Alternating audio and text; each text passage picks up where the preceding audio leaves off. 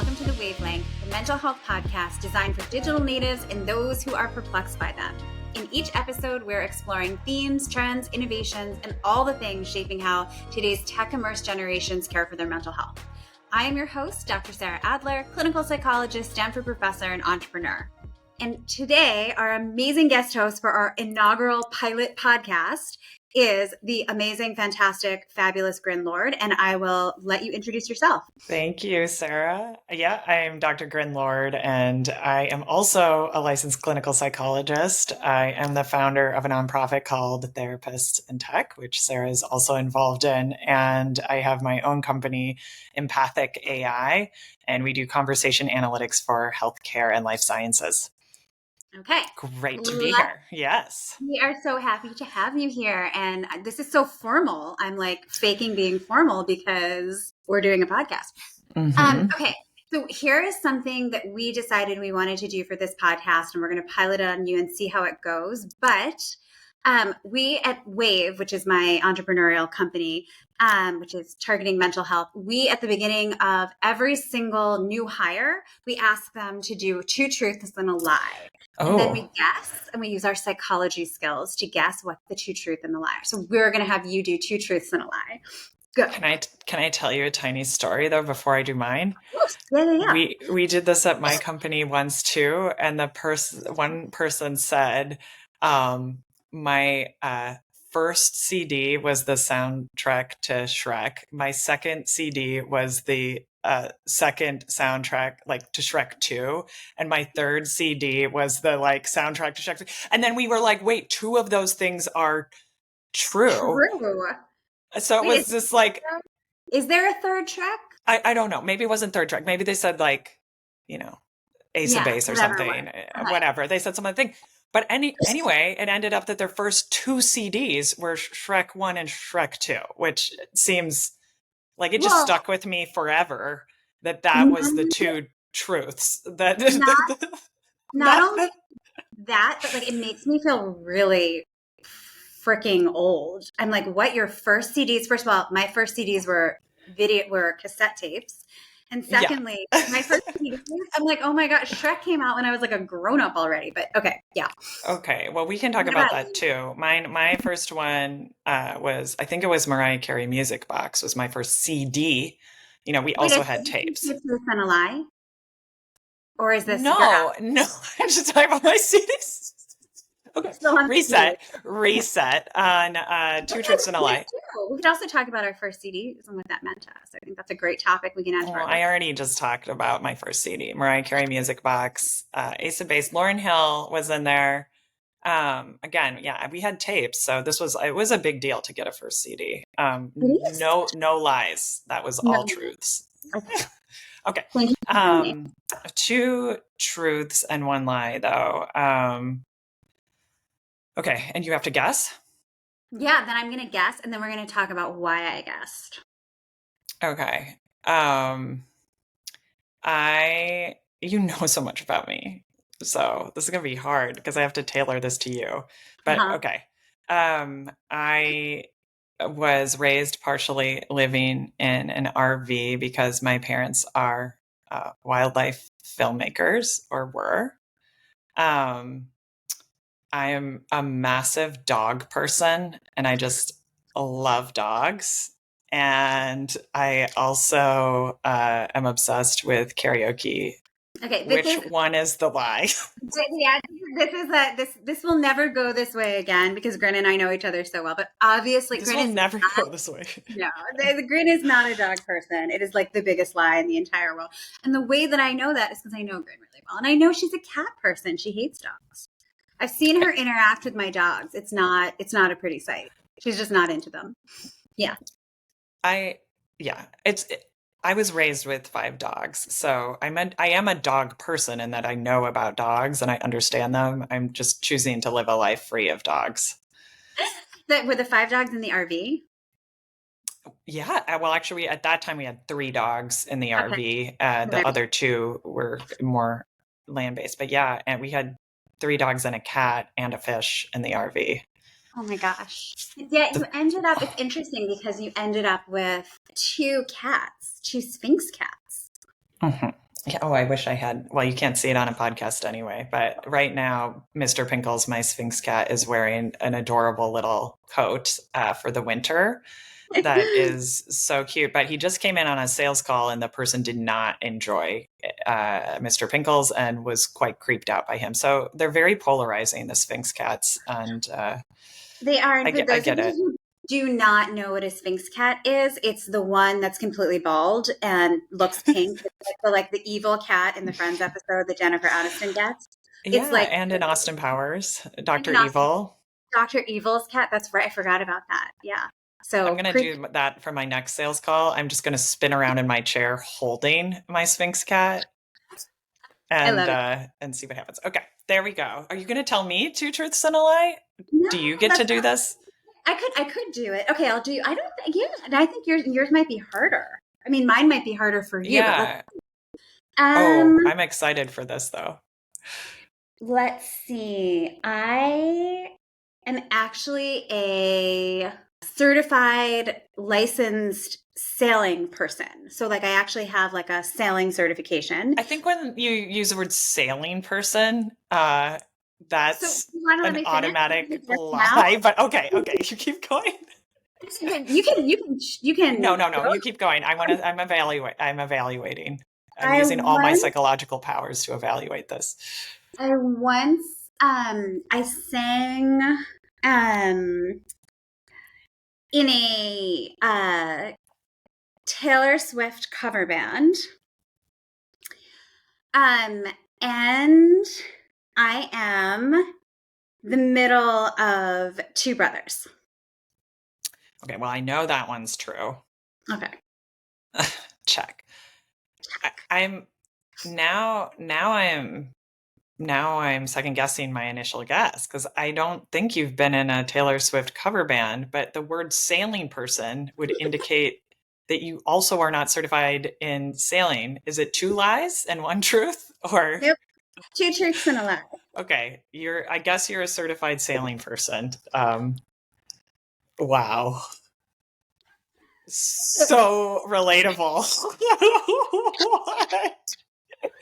What?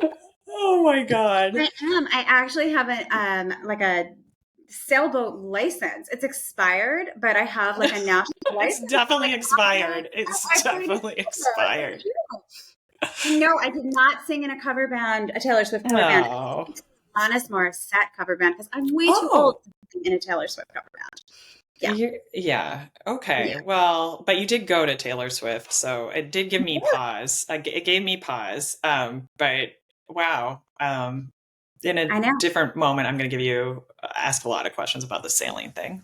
We But I could, we could, imagine that you'd like to talk about something else other than that. I mean, we could talk about it. It's actually sort of an interesting question if we're talking about relationships and Mm. why I was a sailing person. It totally had to do with a guy. So Oh. we could go there. But so, okay, we have a whole bunch of Can't just leave a topics. cliffhanger like that, but okay. Well, I'm going to come back on this show and we're going to interweave the sailing stories We throughout. can totally do that. Okay, so we have, let's see, 6 collaborated upon topics. Let's like throw them out and see what we want to talk about today. Microdosing, open relationships, social media, empathic AI, or dogs versus cats psychologically, or AI girlfriends. Where do you want to go?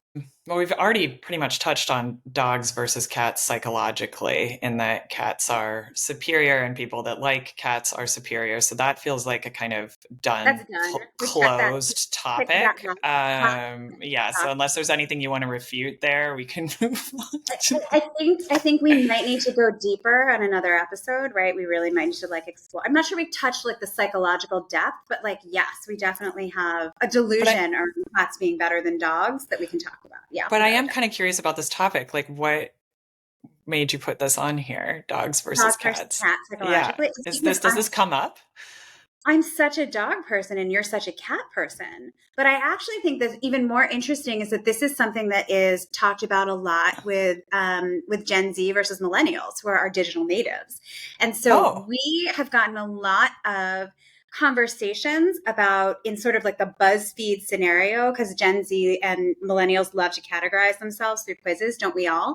And so like, oh, are you a cat person? Are you a dog person? It's just another way to categorize yourself. And like, what are the differences psychologically between the two? Really important stuff. Yeah. I mean, those BuzzFeed quizzes also seem very millennial. Like, I didn't know that Gen Z was even engaging with that. They love it. It's definitely the older, but Gen Z loves them. They just love to categorize themselves. They Yeah. love Well, to do it. everyone loves that. I think everyone loves a psychological assessment. They love to have a mirror to themselves, to have insight to react to. Like, I love CoStar so much. Why do Uh, you love this? Why do you think this is like in your psychological expertise of like why people love this so much? I mean, I think it provides a framework to understand yourself and to begin to take in things that you're like, yeah, that resonates, or no, that doesn't. But honestly, I think we're all just a little bit narcissistic. Everyone wants to hear themselves mirrored back in some way, even if it feels completely inaccurate. It's like, oh, that person knows me because I answered to these random like BuzzFeed questions. And so therefore, this has some sense of validity or like a discovery to it. So, yeah, I think just people love to have a reflection of themselves to react to and get to know themselves better. I don't know. What do you think? I mean, you're also a psychologist. So, what's your take on that?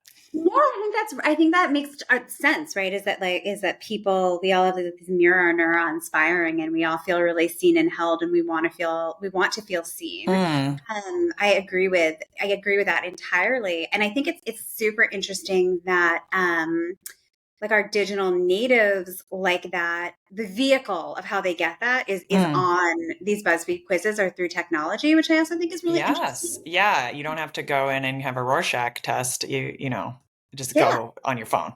Exactly. And then you can get that, right, that like Barnum effect or like, oh, I see you. And like, I feel so held, I feel so contained, I feel so safe. And I think like, I don't know, digital natives are super stressed and anxious. They're like the misery generation. And so being able to access that on their phone is like crazy interesting and accessible to them. Yeah, Yeah. and even maybe the promise of it reminds me of getting a diagnosis. It's the promise of being able to do something about that, of to take action once you know, like, okay, I can name this, name it to tame it. Like I understand who I am or where I'm going, and this like gives me some actionable plan, which is why they can actually be kind of dangerous too if it's not, if it is a random BuzzFeed quiz that's like you're a dog person, therefore quintessentially you are worse than all cat people, which is what it would say. You could like take that home with you, and it could be incorrect. So I think it's interesting to think about what you're saying, digital natives like getting a lot of that information online, and like are they equipped to navigate all the different assessments that could come back and really say, yeah, that resonates with me, that's correct, or like, no, it's not, because you're not always going to be held Yeah. safely by one of these things, you Okay. know. I have an idea. Do you want to go with me Okay, for a I'm minute? gonna Okay. go with you. You can go with me. I had these 6 bullet points of topics. I think I can weave them all in the next 10 minutes based on your answer, what you just said. Okay. Okay, We already talked about we started the dog versus cat check, psychologically. done. We're done. We then actually moved into social media and the digital native psychology. So we can tick that off. We not only talked about BuzzFeed, but you also brought this right into Nothing like more to discuss on social media, nothing check. more.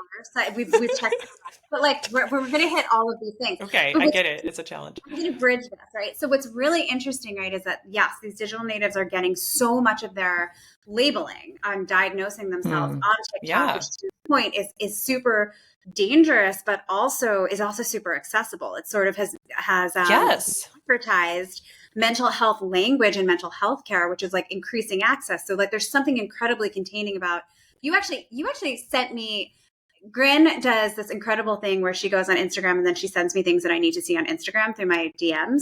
So that's I am probably the only reason she goes to her private Instagram, it's because it's a yeah, constant feed. it's a concept.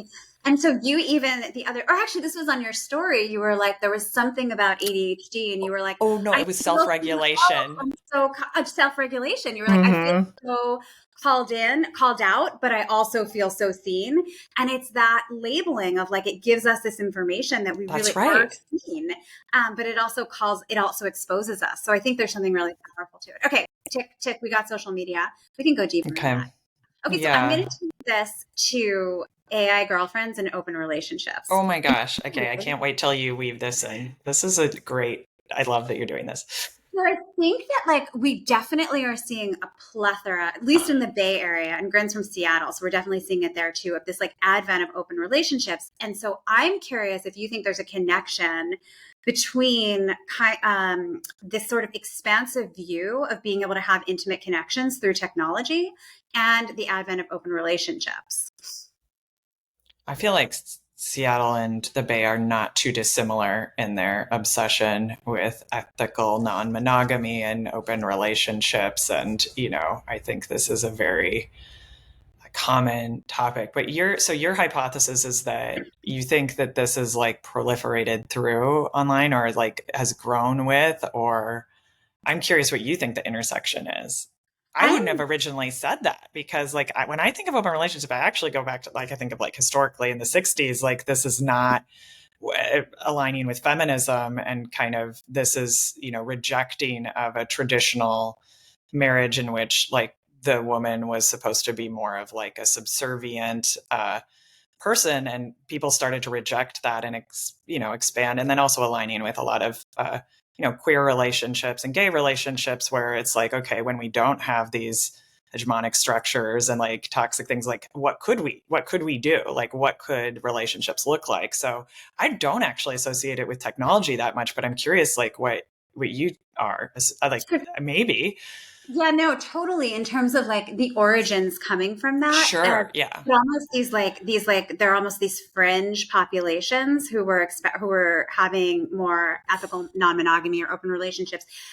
What I was actually thinking of was my experience of when I was experimenting with TikTok a year Oh, back. I was like, wait, what's Sarah about to do Years right now? This is ago. exciting.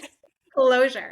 When I was experimenting with TikTok, and I, you can land on like certain talk, like therapy talk, or this talk, or that talk, and I landed on like polyamory talk, or like Oh polygamy talk. yeah. And it was polyamory, not polygamy. Those are two Okay. definitely. Yes. And I was Hmm. like, oh wow, there is like that. There are thousands and thousands and thousands and thousands of pieces of content that are like making their way and exposing outside of the fringe into sort of the mainstream Mm. of like exploring all of this. And although I will tell you that in my therapy world as a couples therapist, this is not new or technology based, but Right.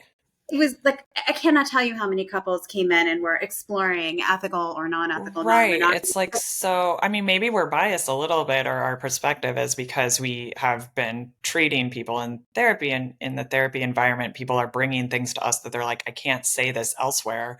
And then us as therapists are sitting there being like, you are the most ununique person in the world.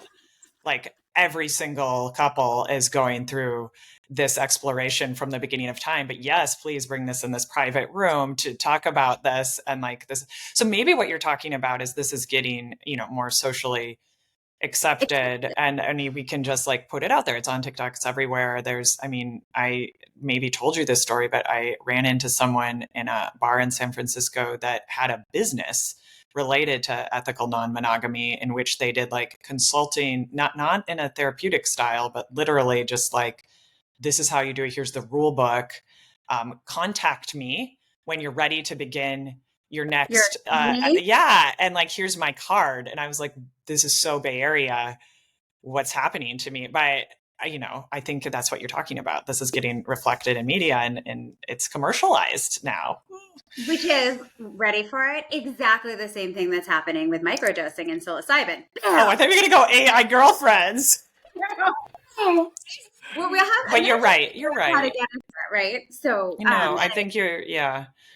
I mean, I am interested though in the history of some of this too, because like this is like, if we step back on a macro perspective, again, I was like aligning this to the 60s, but after you get these kind of moments in time with crisis and, some may say like restrictive or authoritarian governments coming into, you get the reverse of like a popular move to like reject a lot of those things. So I think we're seeing a lot of that split in the US right now with the coming back to microdosing, the, looking at LSD, like all of these things as legitimate, let's popularize them, um, you know, both in the commercial sphere as well as, just with average people using this stuff. So I think you're totally right that there is an alignment here to like, let's reject this movement and like counter it with like the everything that goes against that. Totally. To your point, like when we sort of think about how social media, and I'm making this up as I go along, but like as we think about how social Sure. media has actually done so much to polarize, and it actually has That's created right. town square for the fringe, right? It's like ultimately you have this vehicle to be fringe, but in the public and not fringe. So it's this complete absorption of making anything you want to talk about, I anything you want know. to Yeah. be fringe is now in the town, isn't now in the town square. It's now Yeah. in the public. It's Your now that you your have your an audience. mom is viewing the streams on an ethical non-monogamy and microdosing and telling you about it, whereas like that maybe would have been something that wouldn't have been accessed by an entire family on TikTok at the same time. Exactly. Yeah, the best, Okay. right? In our speed dating round, I am now Okay. going to move us into, because I think that's actually right. I'm going to circle back to reflections and open relationships. I was also thinking about how social media, in terms of, has really created, Ezra Klein had this great quote, which now I cannot find anywhere, and it's driving me bonkers because I wanted to write about it, about how Twitter has basically blunted our communication, right? The idea was to make everything more direct and Oh, blunt, interesting. but it's taken the nuance Yeah, our well, out of our speech, which brings us directly into empathic AI. And again, the idea of like having us all wanting this, craving this need to like be reflected to and to be seen and to be heard, the opposite of what like social media or what Twitter has given us, which is this absolute blunting, directed. It's taken all the humanity or all the human nuance out of language. So go. Did you like that? That was a little bit of a stretch. yeah. I mean, so I define empathy as accurate understanding. And one thing that Twitter and TikTok and like all this stuff that you're talking about has done has been to, in a sense, I mean, obviously there's algorithms, but there is like a democratization of information where people that haven't previously felt seen or have been on the margins can be seen and understood. So I actually think like I get what you're saying about nuance and like when you're in an anonymous forum, like it's very hard to be empathic and have like synchronous, good understanding. At the same time, I also feel like there's a forum there to understand in a way that maybe wasn't accessible to all folks and people, or people didn't have a platform before and can get, amplified. But I do tend to agree that like, there's been a lot of, I guess, different online meme languages and hashtag language. Like there's a quote shortening. I don't think you would, I think you would agree with this as well. I don't necessarily think that means there's a loss of meaning there. It's just like a different one. I mean, Twitter, Faster. It's a heuristic, right? it Like is. Yeah. more easy to digest. Yeah, I think Twitter is like just a bad example, period, for talking about empathic AI because of, everything that's happening with X now. But but your point's taken, I think, around. I think it's like the opposite of empathic AI. It's like, or how do you, I'm actually really curious. So Grin's company does empathic AI. That's like what they do. Mm-hmm. I'm curious if, can you do really accurate, really good reflections in what was the original Twitter characters? I should know I this, know, but I I was don't know. thinking that too. Is it like 29 or something? And like whatever the original Twitter number of characters The are, like string what do you, length. Yeah. yeah. I mean, I definitely think you can. The amount of speech has nothing to do with the accuracy of the reflection. So Okay. you could literally verbatim repeat back an entire speech you just heard, or you could reflect a metaphor that says, wow, looks like you're stuck between a rock and a hard place. And the person would feel completely seen and understood. So I think you can do it with Twitter. Do people choose to engage? I mean, I think for me, it's more of the anonymous forum and like the distance that prevents people from demonstrating accurate listening. It's not the character length that defines meaning and, alignment. So Ezra Klein is wrong. That's what I took from this, is that it's actually, the quote is wrong. It's a misinterpretation it's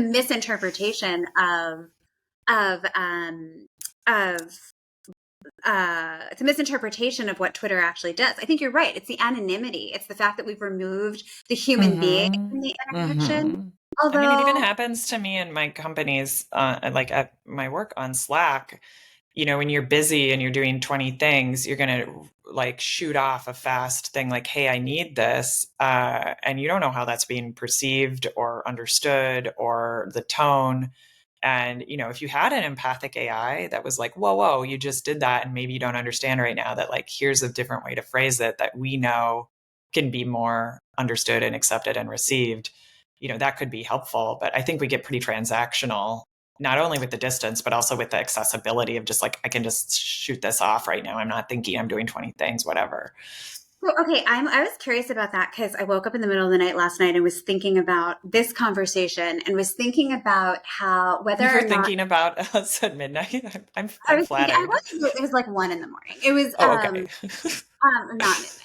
I was thinking about how familiarity, like texting someone I know really, really, really, really well. I am so not afraid to use shorthand because the intimacy is there and I'm not afraid necessarily to offend. Whereas like my daughter, who's 17, as you know, will like text me and be like, food, question mark. Whereas I would never write that to someone I didn't know really well, or like I was having a lunch date with, like my friend or one of my business advisors. I would never text them and be like, actually, this morning I was making plans for one of my investors to go to breakfast tomorrow morning, and I couldn't even imagine being like, food, question mark. Like I knew my daughter's shorthand was like, where are we going to eat? What are we doing? But like the formality, the context, the familiarity is like gone. And so I do wonder if that's a part of like the Twitter thing as well. I would totally agree with all of that. And then like my question on top of that is, when you have developed that sense of closeness and familiarity, like when does it actually start to feel like, okay, I don't want to have the people that are closest to me just like not being thoughtful or intentional at all in their communications. When do we get lazy about it? Yeah. Right? I mean, I know because you and I do this together and have developed our own shorthand, which is completely acceptable. But yeah, I mean, like I could totally see a situation in which one of us could text the other one at a time where we would have no idea what the person's going through our contacts. And it'd be like, oh, I don't like that. And you wonder about how much this happens online with miscommunications on Twitter. Yes, exactly. Wait, okay. so you want to move to AI girlfriends. You want to talk about AI girlfriends. And I want to talk about the way I'm going to link this together is that the way I'm going to link this together I actually have this in my head, is that again, sort of familiarity being reflected back to the fallacy of that intimacy is somehow devoid of conflict, or intimacy is somehow devoid of empathy. And so that's how I'm going to transition us into the AI girlfriends, which I don't know that much about, but that's my nugget that I'm going to throw out there for you to react to. Oh, well, the AI girlfriends are massive right now, and boyfriends and whatever, non-gendered AI Gender friends. fluid AI. Yeah, gender fluid, whatever. I mean, I just saw a graph of the largest ARR from AI companies for this year. Obviously, OpenAI is number one, but the number, I think 4 and 5 contenders on that graph are producers of avatars specializing in AI girlfriends. Okay. So first of massive all, listeners who do not know ARR is, sorry. Annual recurring revenue, meaning like just how much that company is taking in revenue. So basically, these are the companies making the most money. And we have all heard of OpenAI at this point because of ChatGPT, which helps you with all of your schoolwork and your papers. But yeah, the next companies to make massive amounts of money are in this there's other things in like Midjourney and like in image generation as well that kind of align to this. Like, when are we creating AI people? But yeah, the AI girlfriends as chatbots and as personas is just, it's a massive business. And I'm yeah, What do you it's think happening. about it? Like, what do you think about it from a psychological perspective? I mean, I saw where you were going, which is like, yeah, if we can craft our relationships to be frictionless and to be ideal, like, what does that mean? My sense of these sites, I've been on a couple of them, is actually you pick experiences that you'd like to have and people you'd like to have. So some people may want an idyllic, person of their own construction. But I imagine, they could want a lot of different things. So I think for me, it's more about control than it is about, Yes. is there a like frictionless? Like, it's more about, can you control another person completely, where you're like prompt generating the person to be exactly what you want them to be. And maybe that is what you're talking about. But yeah, like it's about ultimate control. And I think it's kind of interesting. I used to work for a company that had chatbots, and we published a study on this actually with Stanford, saying that people felt more comfortable disclosing to the chatbot things because they felt that they wouldn't be judged, that they could show up as a full, like authentic and whole person, and that they couldn't do that with humans in their life. So, I mean, there's definitely something happening here where people can control their experience and then also show up authentically to live out different fantasies or interactions.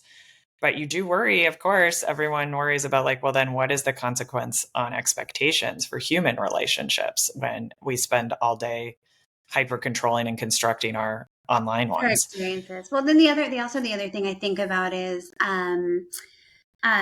live like authenticity. And I'm a huge believer in authenticity in general, and like, what does it mean to be? But as we were talking, I was thinking like, oh, but should we always have permissions to live out our authentic selves? Like, isn't society like actually not like society, religion, Judeo-Christian values are all actually a little bit about conformity? And there's a little bit of, I think, like a dialectic between how authentic, like if I authentically want to murder someone, should I get to like express my authenticity? Like maybe in a virtual space, or maybe I can go kill my AI girlfriend. But like, what is, how authentic, like how much has authenticity become sort of a mask for, yes, like total over control of your environment? Mm-hmm. Okay, on Or that note, we have to stop. yes. We have to Okay. Wow. end, Well, ending our on murdering the AI girlfriend's pretty dark note, but okay. like, I feel like our listeners can handle it. Um, so I actually think we've just can't come up with our tagline, which is like, we have to stop, which is like what we would say in therapy as a psychologist. Like, oh, it's time, we have to Time's stop, up. right? Time's Yeah. up. So, all right, time's up. Grin, you are the bestest first guest that a gal could. I'm so grateful for you doing this with us, and hopefully you will be back. Thank you. Thanks for the opportunity. This was fun. Thanks for tuning in to The Wavelength, your guide to mental health in the digital age. If you enjoyed this episode, please leave us a review and subscribe wherever you get your podcasts.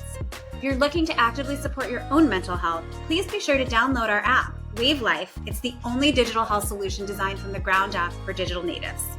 Join us next time as we continue to navigate the highs and lows of emotional well-being for digital natives on The Wavelength. And if you're needing some immediate support, we've got 3 great hotlines for you. Crisis text line, the National Suicide Hotline, 988, the Suicide Prevention Lifeline site. Also, the Trevor Project for LGBTQ youth and the Trans Lifeline. Take care.